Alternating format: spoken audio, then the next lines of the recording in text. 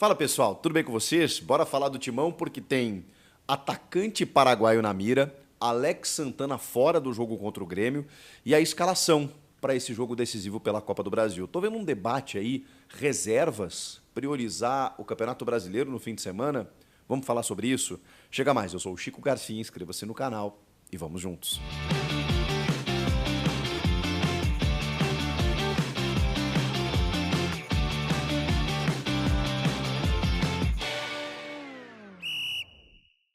E aí, turma, já se inscreveu no canal? É só que eu peço para você aí, você que acompanha os meus vídeos, ainda não está inscrito, já passamos de 1 milhão aqui. Se você quiser me ajudar a aumentar essa rede aí, bora lá, você que já se inscreveu, meu muito obrigado.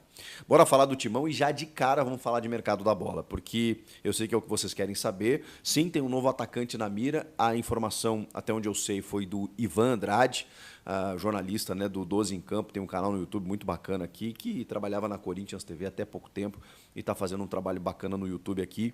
Pode seguir ele lá. E ele trouxe a informação em primeira mão aí do Alex Arce, que foi confirmada pelo empresário do jogador a uma rádio paraguaia, de que há uma negociação do Corinthians, que o Corinthians ele tem interesse de outros clubes e tudo mais, mas que o Corinthians fez uma proposta para a LDU e que ele está aguardando o desfecho agora, o retorno do clube equatoriano. É um jogador de 29 anos, paraguaio, que joga na LDU e está com números impressionantes nessa temporada. Ele fez 20 gols em 25 jogos.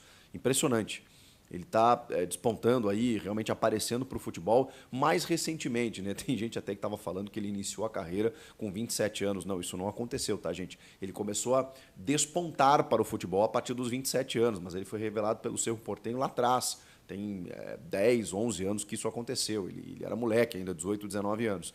E aí ele passou por equipes pequenas do Paraguai, foi revelado pelo Cerro, jogou no Esportivo Ameliano, jogou no Independiente Rivadavia, e é ali onde ele se destaca, porque ele conseguiu, ele foi o grande destaque da segundona argentina, quando ele revela, digamos assim, quando ele consegue promover essa equipe da Argentina, o Independiente Rivadavia, para a elite do futebol argentino, ele sendo o destaque, marcando 27 gols em 33 partidas e chamando a atenção de vários clubes, inclusive o Cruzeiro tentou a sua contratação, mas aí ele para na LDU, com contrato até dezembro de 2026. O empresário, inclusive, refere isso na entrevista. Ele tem uma multa rescisória significativa, que a gente não conseguiu descobrir exatamente o valor, mas ele está avaliado em 3,5 milhões de euros, o seu valor de mercado, ou seja, 22 milhões de reais.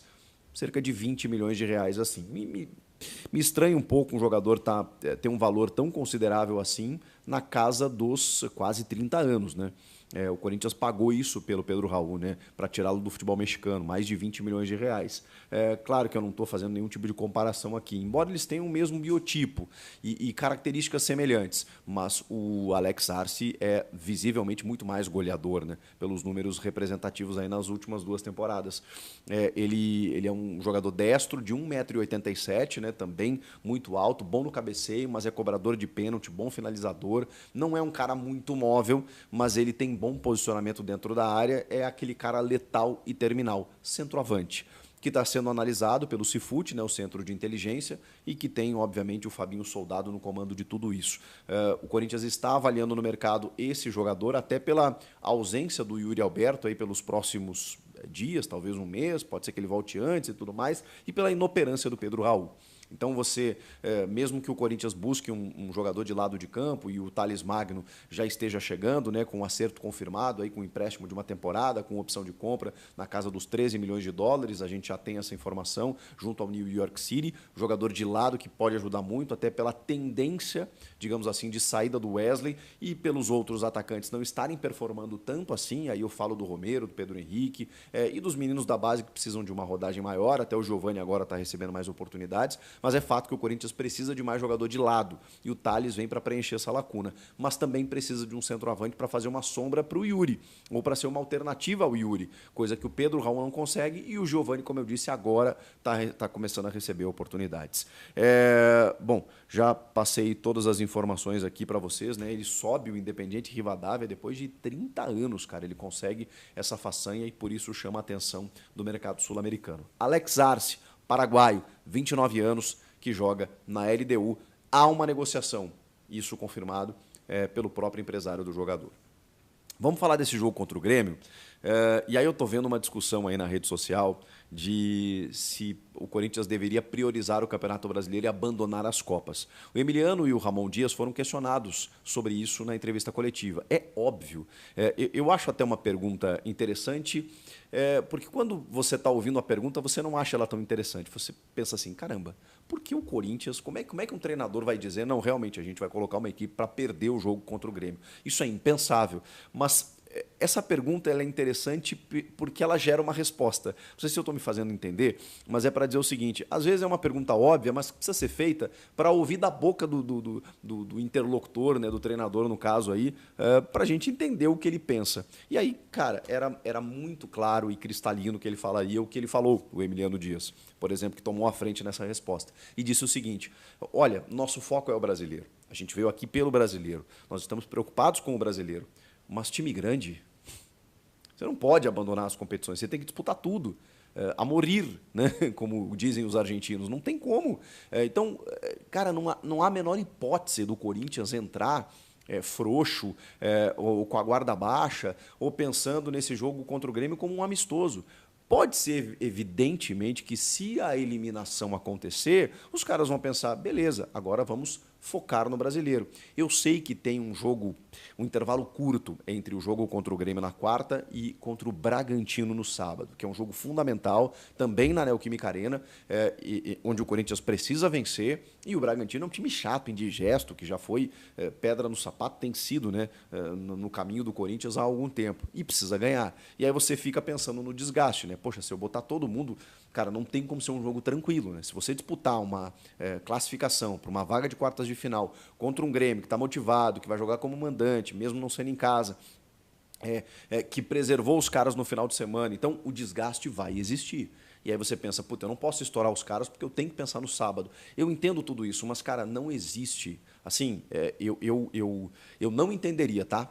Ou melhor, eu até poderia entender, mas eu não concordaria se Ramon Dias escalasse um time misto, por exemplo, para jogar contra o Grêmio. E não pensem que isso vai acontecer. Eu não vejo a menor possibilidade disso acontecendo. Vale dinheiro, vale autoestima. Uma vitória contra o Grêmio, uma classificação, por exemplo, pode dar moral, dar força para o grupo para ganhar esse jogo de sábado. E aí depois, cara, aí eu sei que aí já tem Sul-Americana na próxima semana, mas, gente, esse é o ônus do calendário, esse mês de agosto ele é terrível, vai afetar todas as equipes, e aí você tem que trabalhar com aquilo que você tem. Só que assim, perdeu quarta, tá fora.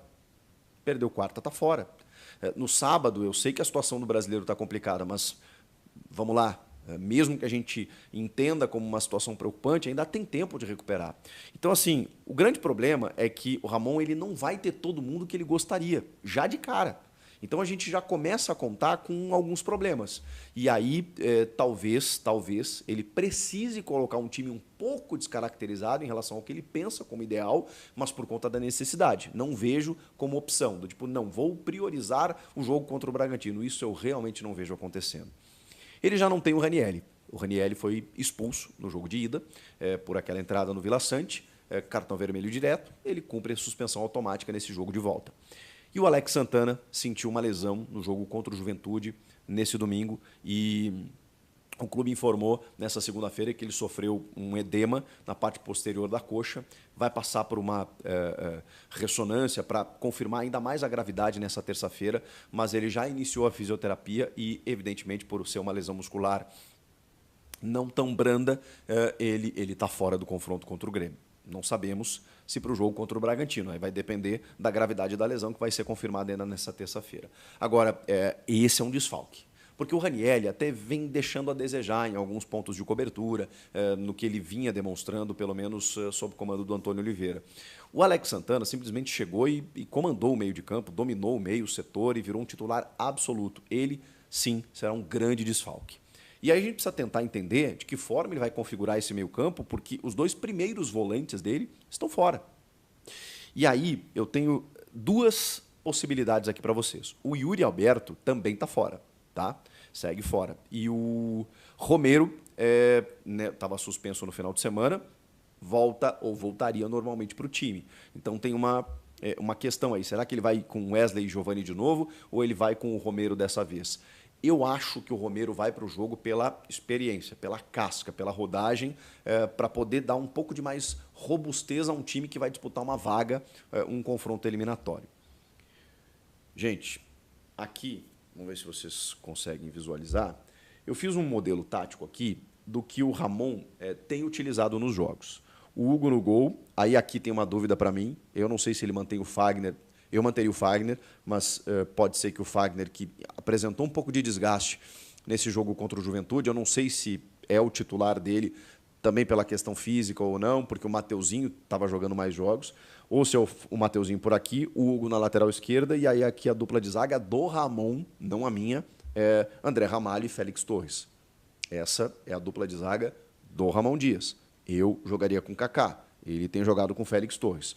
Meio campo, com dois volantes, sem o Raniel e o Alex Santana, aqui seriam, acho que não tem como fugir disso, de Rian e Breno Bidon. Concordam?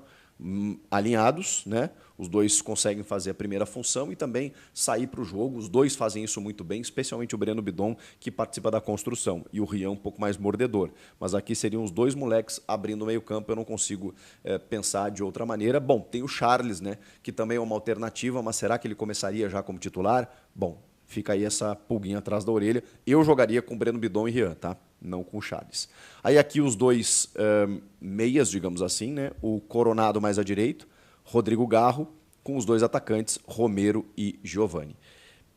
Dentro do modelo tático que o Ramon vem utilizando, essa seria uma escalação um pouco mais lógica, mas ao mesmo tempo, vocês viram o que aconteceu no jogo contra o Juventude, quando ele joga com Garro e Coronado. Os espaços se ofereceram. Então, será que o Bidon e o Rian dariam conta do recado de suportar na marcação? Porque a gente sabe que o Garro até recompõe, mas o Coronado joga um pouco mais perto da área, mais pelo lado direito, né? Ele estava jogando no jogo contra o Juventude. Mas é um cara que chega bem perto da área, finaliza bem e tudo mais. Você ganha na criatividade, ganha na armação, mas perde no poder de marcação aqui no meio.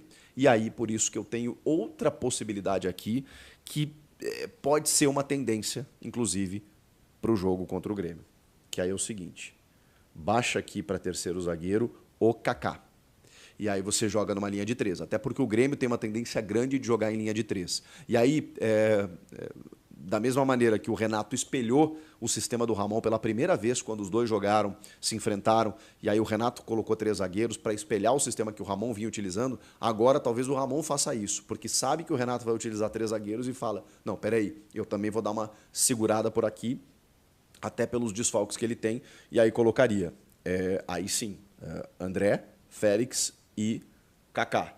Aí eu acho que poderia dar um pouquinho mais de tranquilidade, inclusive para o Félix, inclusive para o Hugo, inclusive para o Mateuzinho, se for o escolhido, porque aí o Mateuzinho também pode atacar um pouco mais, né, pode subir um pouco mais, com um pouquinho mais de liberdade, porque aí você abre o campo aqui, ó, e aí você distribui melhor esses jogadores. Só que aí é o seguinte, você perde um cara no meio. E aí o que você faz? Bom, aí eu jogaria com Charles e Bidon, ou Rian e Bidon, com Rodrigo Garro, Romero e Giovani. Esse seria um modelo um pouco mais conservador, um pouco mais equilibrado diante das necessidades e diante das dificuldades que o Ramon Dias vai ter no jogo. Eu acho que esse sistema aqui seria o mais interessante. Se é o que ele está pensando, eu não sei. Eu verdadeiramente não sei. Eu estou tentando trabalhar com mais ou menos o que o Ramon tem colocado em campo, com o que ele tem à disposição e tentando pensar dessa maneira de que o Campeonato Brasileiro é importante, mas não dá para descuidar de um jogo de Copa em que vale dinheiro, vale grana no caixa, vale autoestima do torcedor, é um confronto eliminatório e o Corinthians jamais vai entrar em campo pensando numa outra possibilidade, mesmo que a gente saiba das preocupações, dos temores que estão envolvidos aí no Campeonato Brasileiro. Mas, inclusive, pode ajudar. É uma opinião que eu tenho. Se o Corinthians classifica contra o Grêmio, pode ajudar, inclusive, na autoestima, na confiança para o jogo contra o Bragantino. Tá, Chico, mas você pode desgastar o time e ser eliminado. Pode, mas aí é o all-in, né? É o risco que você tem, porque não dá. De verdade, gente. É até meio surreal falar sobre isso. Não dá para o Corinthians entrar pensando no sábado. Pensando em tipo, se der, deu. Se a gente classificar, classificou. Não. Vocês sabem que com o Corinthians, um clube grande, você não pode tratar dessa maneira. E aí? O que vocês acham que o Ramon deve fazer em termos de escalação, em termos de priorizar competições, o que vocês fariam? Comentem aqui, estou ansioso para ouvi-los. Inscreva-se no canal, você que não está inscrito ainda. Muito obrigado por toda a moral que vocês me dão aqui. Like no vídeo também me ajuda. E vamos lá, né? Vai ser um confronto bacana de acompanhar. Vocês sabem, né? Que eu torço para o Grêmio, acompanho o Corinthians. Aqui em casa, né? A patroa está nervosa, ansiosa também. Eu também, do meu lado, vai ser um confronto que a gente vai acompanhar de perto. Vai ter live depois do jogo. Eu espero você. Valeu? Até a próxima. Tchau.